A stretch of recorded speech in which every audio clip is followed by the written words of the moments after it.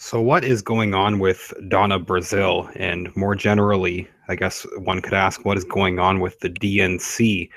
A lot of people are asking that. I'm sure Donna Brazil has had a number of fairly baffling statements over the past few days leading up to a upcoming book from her. But she had some statements about Seth Rich specifically. Also, some interesting statements about Debbie Wasserman Schultz as well, which I'll talk about. But this was one report from the Daily Caller, and they sum up some statements from Donna Brazile, the former interim Democratic National Committee head, where she said that she was worried Seth Rich was either killed, she says, for some racial reasons, or she says Russians. This is tying into this Russian hacking narrative that I think many of my viewers are skeptical of, rightfully, that's been pushed by the DNC. But it definitely falls in line with some of the similar accusations and beliefs that Seth Rich was murdered for political motivations. She's saying Russians. Many people think that the DNC was involved, but she also has statements about Hillary Clinton, which I think are rather telling. First, she says, I felt some responsibility for Seth Rich's death. I didn't bring him into the DNC, but I helped keep him there working on voting rights. With all I knew about the Russians hacking, I could not help but wonder if they had played some part in his unsolved murder. Besides that, she also brings up racial tensions being high during that summer. She was worried the murder may have been racially motivated. She also said that her friend expressed her doubts about that, and she heard her. She says, she goes on to say the FBI said that they did not see any Russian fingerprints there. So she is alluding to this political motivation behind Seth Rich's murder. A lot of people, I think, probably don't think that it's the Russians, as Donna Brazile seems to be implying here. Are these legitimate statements from Donna Brazile, and is she really breaking away from the DNC? She had a number of critical statements about Hillary Clinton and Debbie Wasserman Schultz, specifically regarding Hillary Clinton and her reaction to the murder of Seth Rich. She returns to this subject.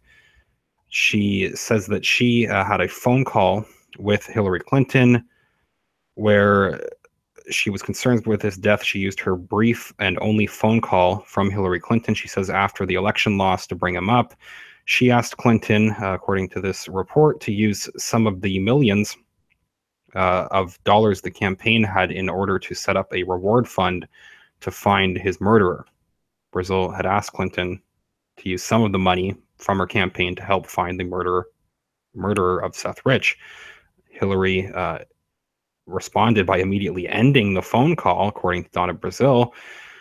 This was the quote from Donna Brazile directly. She says, I knew the campaign had over $3 million set aside in a legal fund. Could she help me get this lawsuit started?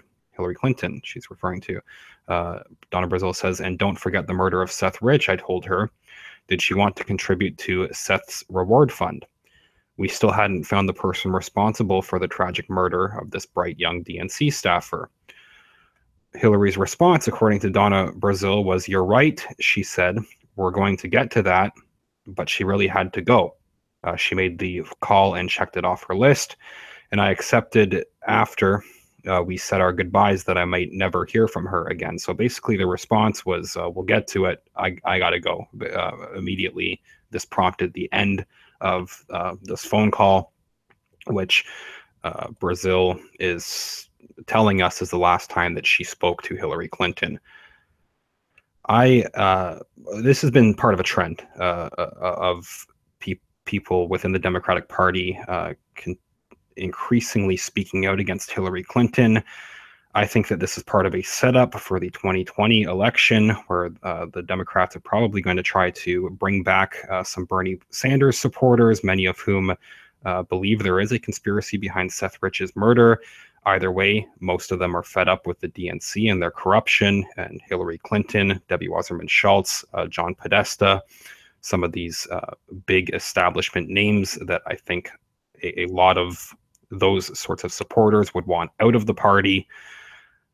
this is going to be a veneer of change, I think, where Donna Brazile, she was complicit in rigging the election. This is one of the reasons, one of the few reasons that people are so skeptical of the statements that are coming from Donna Brazile.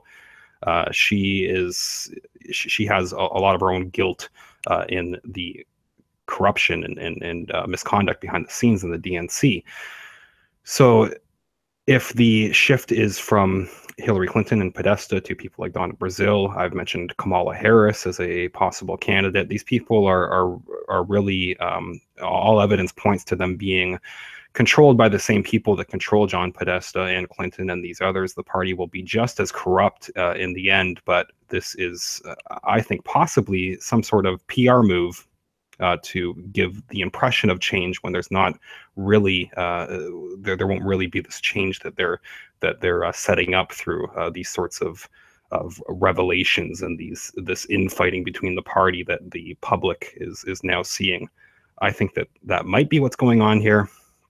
There were some other interesting statements, regardless, from Donna Brazile regarding Debbie Wasserman Schultz. In this case, Debbie Wasserman Schultz was the chairwoman of the DNC. She says that some of the this is in regards to basically Clinton taking over the DNC at the time. This article from Hot Air explains it in further detail. They point to Brazile saying that the DNC kept Debbie Wasserman Schultz fat and happy, was the quote that they gave from her, was from her book as well, where she recalls how she was briefed upon taking over for Schultz on the many perks meant to keep the chair fat and happy. She lists a number of different perks, including a new SUV, a body woman, something of a personal assistant.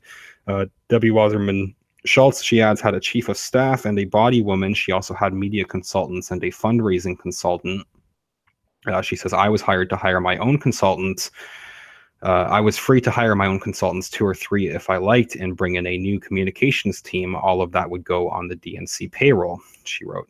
Brazile was briefed on all these benefits by the liaison with Clinton's campaign. Brazile wrote that she told him she'd sell the SUV and drive herself and would not hire consultants. This was the way to keep the chair fat and happy. Give her a huge staff and lots of perks, and don't ask her to do anything. A body woman, they explain, is Washington speak for a personal assistant or valet. It's a person whose entire job is handling travel details, food, etc. for the candidate, or in this case, the DNC chair. At the time Brazile took over and was offered all these perks, the DNC was $2 million in debt. As for not asking Wasserman Schultz to do anything, this report explains how this ties back to Brazile's big accusation about the Clintons' takeover of the DNC.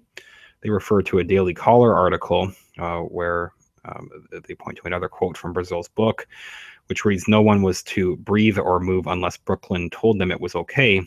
I think Debbie understood the rules of the game. She would not cause any trouble. Debbie went along with this, along with all this because she liked the power and perks of being a chair, but not the responsibilities." Wasserman Schultz was a figurehead, basically is what this is saying. She had a nice office overlooking DC, a chauffeur, body woman, etc., but willingly overturned any ability for significant decisions about the DNC being made by Clinton. They were handed over to Clinton and her people elsewhere. As Brazile portrays it, Wasserman Schultz was someone willing to go along for the ride, basically. So that is quite revealing as well. Further ties into this whole blame it all on Clinton. Definitely Hillary Clinton and John Podesta, Debbie Wasserman Schultz. Rightfully, people want to see them leave the party, but I am very skeptical of this, what I see as a PR campaign. Again, let me know what you think about these statements. If you could leave a like on this video, it's greatly appreciated, and subscribe to the channel.